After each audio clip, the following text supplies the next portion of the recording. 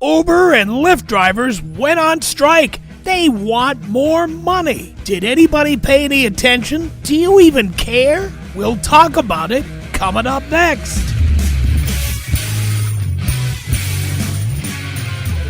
You may have heard that Uber and Lyft drivers went on strike. They went on strike to protest what they consider to be low pay. Many of them say that they can't make enough money to make ends meet driving Uber and Lyft. Many of them say that with the cost of owning and maintaining a vehicle, insurance, and the like, gas, what have you, that after all of that is done, and after all that Uber and Lyft take from the drivers, they just can't make a living. And they want fair pay. So they went on strike. They went and protested. In New York City, a big protest outside of the New York City Taxi and Limousine Commission in Long Island City. That's, by the way, that's where Amazon was going to go, in case you don't know. All right. So how do I feel about this? Well, just like I felt about the McDonald's workers who were protesting for $15 an hour, I feel the same way about rideshare drivers. Here's what you do if a job doesn't pay enough. If you can't make enough of a profit, if the expenses are too great, if you feel the company is being unfair, here's what you do. Quit. That's right. Quit. You quit. How about you do something else for a living? The unemployment rate now is below 4%. You got to understand that driving Uber or driving Lyft is a gig. It is not a career. It is not a career you can depend upon. It is not a life path. It is something you do to get by. It is something you do in some off hours to make a few extra bucks. It is not something you do to make a fucking living. This idea that the drivers are going to have this strike and they're going to try to get us to feel sorry for them is outrageous. Outrageous. And never was this ever more obvious than in a conversation I was having with people on Twitter. Listen to what this one guy said. It just blew me away. And this one guy who apparently owns his own limousine company. Here's what he said. The biggest losers are people like you, Tom, who don't realize that Uber is, listen to this, Uber is the ISIS of the economic world. And that the people who use it are the pedophiles in that world. Pedophiles. You know what? It's not my problem how much Uber and Lyft drivers make. First of all, as I told the people on Twitter, if you don't think your driver's making enough money, spot them at 20. Spot them $100. Tip them. Pay them as much as you want. If you think that person is not getting enough, pay them more. And there's no law preventing you from paying them more. Pay them in cash if you prefer. Hand it right over. Anytime I think that somebody's done such a great job that they deserve to get more than what's on the meter or what's on the invoice or whatever, I open my wallet and I pay. Simple. But why should all of us have to pay? Maybe all of us didn't get great service. Maybe we got a driver who was snippy, or maybe we got somebody who showed up late or got lost on the way over. And then I was threatened with a cancellation fee if I didn't want to wait 20, 25, 30 minutes for the guy to find his way to my place. You know, I should automatically pay that guy more? No. Now, everybody who has signed up for Uber and Lyft, guess what? It's voluntary. We did not conscript you. There is no slavery. Uber and Lyft didn't put a gun to your head and said, come work for our company. And what I have done with radio stations and others who I've worked for over the years is this. If I don't feel I'm being treated fairly, if I feel the company is exploiting me, if I feel I'm not being treated right, if I don't enjoy the atmosphere at work, if I don't like the way the industry is. And for example, much as I am a broadcaster by trade, I haven't done a daily radio show in over 10 years. Now, I'm not telling the radio business how to operate their companies, how to cut budgets, how to slash things to the bone. That's their business. And they can do it any way they like. But I also could do anything I like. And you know what? I don't want to work in that atmosphere. And so I don't. I don't go on strike.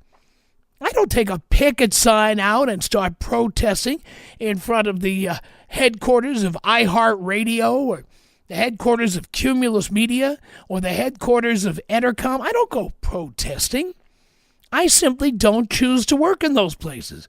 Do I have skills those companies need? You bet I do. Have any of them ever approached me about working for them? All of them have at one time or another. Okay? Could I help these companies in some way, shape, or form? You bet I could. But they don't choose to pay what I feel that a pro should be getting. And I don't choose to work in that environment. So I don't. There's no need for picketing. There's no need for protesting. There's no need for making a news story out of this.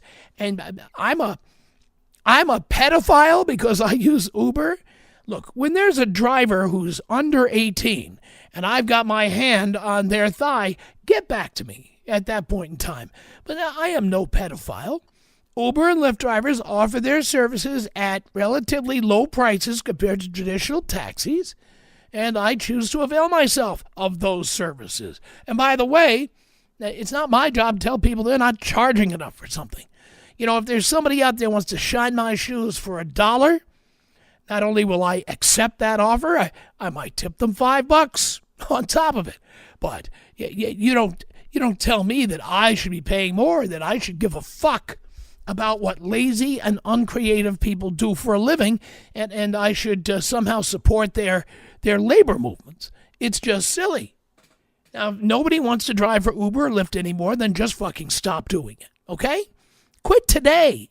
Have some balls. Go do something else for a living. If you are not lazy and uncreative in an environment with an unemployment rate under 4%, go figure out another thing to do for a living and then go do that. Or go get some skills. Go to your local community college, take some adult education courses, do something. Go back to college, whatever it is, do fucking something. How lame are you that you're a cashier at Ralph's or you're a driver for Lyft and you're holding a fucking picket sign, or you're a fucking single mother with 4 kids and you're 22 years old and you're working at fucking McDonald's demanding $15 an hour? Fuck you. Okay? Fuck you. And ever since these battles, for example, at fast food joints for $15 an hour, I have figured out how to make food at home. Thank you very much. I've got an Instant Pot. I've got a bread machine. I've got all kinds of ways to make the food that I love that I get at fast food places. And in fact, it's healthier. It's done to my taste, done the way I want it. You know, if I want lower sodium or if I want canola oil instead of, Crisco in my fries, I can make them that way. It's not that hard to do. We have dishwashers. We have appliances to do that stuff.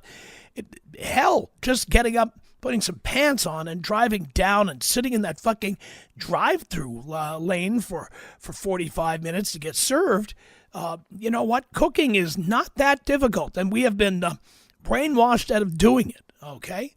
Now, Uber and Lyft, again, what kind of a loser are you that you can't even think of something better to do for a living? Now, again, I understand that there are people who want to go out and make a few extra bucks or work a few extra shifts. I get that, and I'm not being critical of people like you if that's who you are. I'm talking about people who work 60 hours a week driving a fucking taxi cab, and they're complaining that they're not being compensated enough. Why did you pick a profession like that to make it to your fucking career in the first place? And the answer is because you're lazy, you're uncreative, you got no ideas, you got nothing to bring to the table, and so you want to do that. And we pay you about what that's worth. That's what we pay you. And if you don't like it, stop coming to work. In 2009, I stopped coming to work at the radio station. I stopped, okay? I don't like what's happening at radio stations. I don't like the fact they're constantly firing all the people around you. I don't like the fact the station's being bought and sold like Monopoly game pieces. I don't like it. Now, the business can operate any way they want. You've never seen me out there with a picket sign. You've never seen me out there protesting in front of a radio station or a broadcasting network.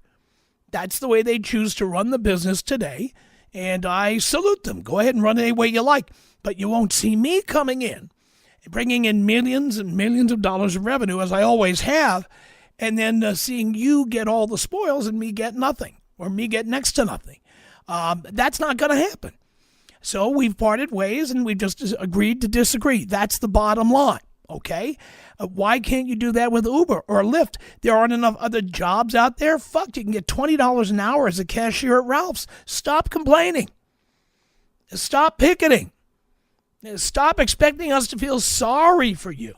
I don't feel sorry for you. Why would anybody fucking feel sorry for you? Holy fuck. Here's another tweet I received about this. The guy says, "It's pretty obvious, Tom. Uber are economic terrorists stripping workers of rights and conditions." Well, first of all, these are not workers. These are independent contractors. Now, if you didn't like that deal, if you didn't like being an independent contractor, if you feel that by being employed as an employee, you would get certain protections, certain legal protections, benefits like health insurance and what have you, well, maybe you shouldn't have taken that gig in the first place. And if you did take it because you were a dope and didn't understand what was going on, once you figure out that that's what the game is, how about you quit? How about you fucking quit? Seriously. I don't get it. I don't understand people who do this. You take a job. You're not happy. And so you're going to argue about it. You're going to try to embarrass the company by tweeting about them or writing blogs about them or protesting in front of their headquarters. Who gives a fuck? I don't care about your problem with the company. Your problem with the company is solved. Quit. Quit now. Get out. This guy on Twitter goes on to say, talking about Uber, they've greased the palms of the political process and breached every law. People who use Uber are exploiting the weak, the desperate, and the feeble of mind from a position of power. Really? Well, would all those Uber and Lyft drivers prefer that I don't use Uber and Lyft? Would they be happy about that? What would happen to their jobs then? What would happen to their salaries then? You know what? If you offer me a service at a particular price, and I like the service, and I think the price is good for me, I'm going to take it, and I'm not going to feel guilty about it either. All right? If you are weak or desperate or feeble of mind, this is not my problem. That's your fault. That's your problem. Okay? If you're a lazy loser, I don't owe it to you to look out for you and your best interests. If you're stupid enough to offer me a ride, anywhere in town for $7, $10, $12, as opposed to $20 or $30 that I was paying before, well, you did it. Don't complain. Be happy that you've got that gig. Be happy that you've got some extra money on the weekends or whatever. But who are these people who make careers out of working at McDonald's, who make careers out of being cashiers at Ralph's or Safeway or Vons? Who are these people who make careers out of driving rideshare? Who the fuck are these people? And why should we care? I don't care. I pay for the services that you provide. And if you don't like the way you're being compensated by your employer, today is the day to march in there and quit. I did it. You can do it. Just fucking quit and stop with the protests and stop asking the rest of us to care about what the fuck is going on. I certainly wouldn't take any job where it didn't pay fairly. That's why I don't work anymore in radio. Do you understand? I did this myself. I'm not sitting in some perch in the ivory tower somewhere and telling you to do something that I would never do. I did it. I had a very lucrative career. And then after my last contract was up and they told me what they were now willing to pay me in the new world, I said, you know what? Not worth it. Not worth it. And anybody who can find a photo of me with a picket sign picketing outside a radio station, I welcome you to send that right in or post it online. It doesn't exist. Because as much as I don't like the way the radio business operates and how they do business, and the fact that some of these companies haven't made a profit in years and years, That's their business. You know what? God bless America. I own stocks. I own mutual funds. Some companies operate the same way that I invest in. If they want to run businesses that way, they can certainly do it. Who is it? Who am I to be going out there and picketing or saying I deserve more? You know how you prove you deserve more? Quit your fucking job and go work for somebody else. Get the money somewhere else.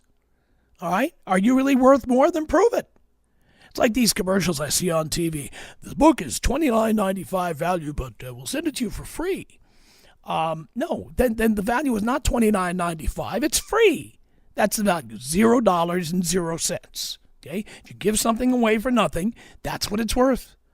So if you agreed to be in a business where they don't even take you as an employee, if you agreed to bring your own car to the party, if you agreed to get insurance, if you agreed to pay for gasoline, if you agreed that they take whatever percentage, some people are saying it's 90% and you get 10% or whatever, if you agreed to that, you're fucking stupid. You're fucking stupid. You deserve what you get. So don't be complaining to me. Don't be telling me, like this guy saying that I'm exploiting the weak, the desperate, and the feeble of mind from a position of power. Fuck you. These are people, I assume, are of sound mind who have decided they want to make a few extra bucks, and they make the services available through the Uber and Lyft apps. And if I think the price is good, I'll pay that price, the price that they ask for. That's it. No more, no less. It's between these independent contractors and the companies they're contracting with. Everybody who works for Uber and Lyft has the ability to just walk away. You don't have contracts. You don't have non-compete clauses. You're perfectly qualified to go work and do something else. So why not do that? Instead of looking like a pathetic pussy out there with your fucking picket signs. Fuck you. Fuck you. I don't feel sorry for you. And I'm not going to change anything I do just to accommodate the fact that you're a single mother, or you're a stoner, or you're a wake and baker, or you don't like to go to work before 3 p.m. If that's the way you are, fine. You and Uber, you and Lyft, perfect match. But am I supposed to be jumping in and getting involved or trying to pressure these companies into giving you more than what they're giving you? Absolutely not. And again, if I think you're that good a driver, if I go to the airport with 200 pounds of luggage and you lift it all and you put it in your trunk, you put it in your SUV, you drive it to the airport, then you take all the stuff out and put it at the curb for me and you do a nice job, I'll give you a nice tip. But it is not my job to make up for your lack of creativity in life by simply guaranteeing you more money for every ride. Fuck you. Fuck you and fuck anyone who thinks that, okay? Especially all you people on Twitter who've been taking shots at me. Yeah, fuck you all. That's all I can say about that. It's unbelievable. So I don't have any sympathy, any empathy, and I don't think just like I said, I didn't think a walkout at McDonald's was going to do any good. I didn't think any of these walkouts. I was against the supermarket cashier strike back in the day when that happened, and this. And the thing is, if Uber's going to dramatically raise prices to shut you up, I'm going to find another way to get around. Maybe the old taxis are still out there, and those guys are looking for business. Maybe I go back there. Maybe we go back to the days of gypsy cabs. There's no guarantee of a so-called livable wage. You know what? Bring something to the fucking table.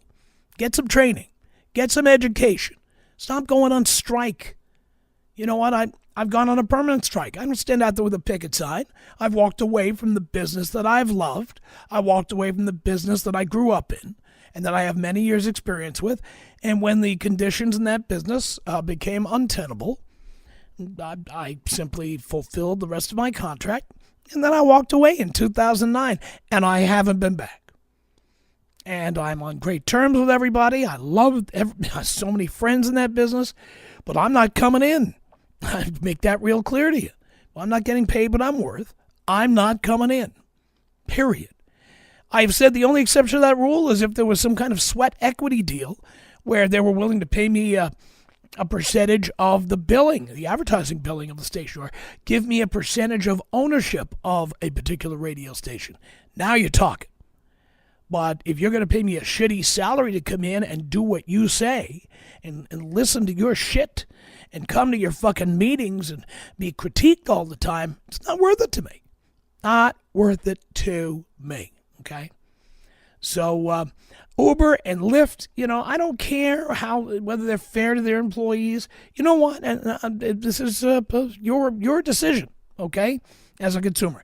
If you think this is bad, don't ride share. Don't do it. Okay? If I see a good deal and I look at the app and it's $14.23 to go to a place that normally charges $30 at a local cab company or limo company, fuck it. I'm going to take the low price. I'm going to take the convenient method, and that's about it. So, I on Twitter, this made people very angry. I'm not saying this to make people angry. I've been consistent, going back to the Ralphs and Albertsons and Vons strikes of the cashiers, all going on strike, all waving picket signs over me over there at Rock and Roll Ralph's when I would come to the store. Fuck that. You know what? You're lucky I come to Ralph's anymore. I usually shop at Costco or Trader Joe's. And by the way, they treat employees better with better benefits, better pay, what have you. That's not why I go there. I go there because I get the best deal. And by the way, nobody at Ralph's was concerned when they were wiping out all of the local grocers in places like Los Angeles back in the 50s and the 60s. They weren't the least bit concerned. So why should I be concerned about what's happening now when Costco and Walmart and Trader Joe's are coming in here and they are bulldozing the old big conglomerate supermarket chains like Ralph's, like Vons, like Pavilions, like Albertsons? Why should I even care? So when I see those picket signs, I have very little empathy for you. I'm going to say one more thing. Because you're going to say, well, yeah, you're rich, you're this, you're that. Not only did I grow up poor, my father was a union guy. My father was the unit manager for a union called the Newspaper Guild. He worked 43 years at the newspaper called the New York Post. All right? And my father and I were at each other's throats about these topics because he was constantly leading picket lines and demanding that people not cross the picket lines or demanding they don't buy the paper, demanding that they don't support the advertisers in the paper, blah, blah, blah. I told him, if you're that talented, if you're that valuable, why don't you just go somewhere else and offer your services? Why don't you just find a better job? Why do you tolerate being treated like that? They never have a good answer for that. And this is the thing I will never, ever understand about unions and about people who go on strike. Do you know I have never, ever, ever, in my whole life, I have never been on a picket line. I've never carried a sign. And let's tell you another thing. When I worked at a radio station here in Los Angeles that unceremoniously dumped me when I was the #1 afternoon show, where was the union? Where was SAG-AFTRA, or back then was called AFTRA? Where were they? You know what they were doing? I was in the process of suing my ex-employer for the balance of my contract, and they were trying to get me to not sue. The union that's supposed to protect my job. They didn't do fuck. All right? And if they didn't do fuck, I have no sympathy for unions today.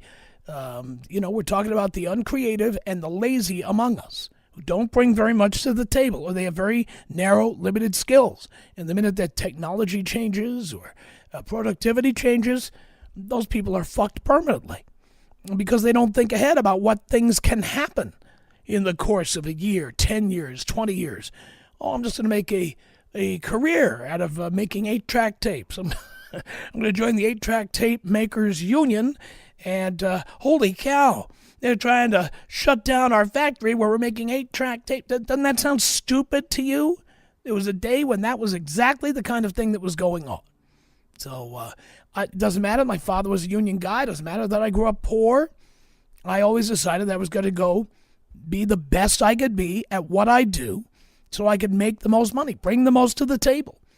And then when I get a new job, I'm immediately going to update my resume and start looking for my next gig. All right? That is what makes sense. Picket signs, lame. All right? trying to get me to empathize with an Uber and Lyft strike. Never gonna happen. How do you feel about it?